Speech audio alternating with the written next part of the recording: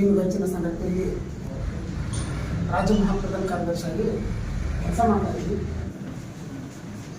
ನಾವು ನಮ್ಮ ಸಂಘಟನಾ ಹೋರಾಟದಲ್ಲಿ ಕಂಡುಕೊಂಡಂತೆ ಹೈದರಾಬಾದ್ ಕರ್ನಾಟಕದಲ್ಲಿ ಅತ್ಯಂತ ಹಿಂದುಳಿದ ಭಾಗ ನಮ್ಮದು, ಅದರಲ್ಲಿ ವಿಶೇಷವಾಗಿ ರಾಯಚೂರು ಜಿಲ್ಲೆ ಅತ್ಯಂತ ಹೆಚ್ಚಿನ ಜಾತಿ ನಿಂದನ ಪ್ರಕರಣಗಳು ದಾಖಲಾಗಿರ್ತಕ್ಕಂಥ ರಾಜ್ಯದ ಮುಂದುವರೆದ ಜಿಲ್ಲೆಗಳಲ್ಲಿ ಬಹಳಷ್ಟು ಬದಲಾವಣೆ ಆಗಿದೆ. ನಮಗೆ ಯಾವುದೇ ಬದಲಾವಣೆ ಆಗಿಲ್ಲ.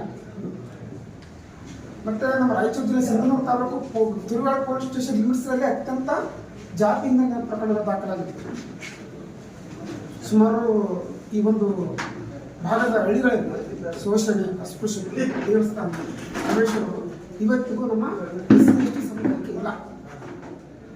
ಅದನ್ನು ಸುಮಾರು ಹೋರಾಟಗಳು, ಸುಮಾರು ಕೇಸುಗಳು ಜೈಲಿಗೆ ಹೋಗಿ ಹೋರಾಟಗಳು ಎಷ್ಟೋ ಜನ ಹಿರಿಯರು ನಮ್ಮ ಸತ್ತೋಗ್ಬಿಟ್ರು.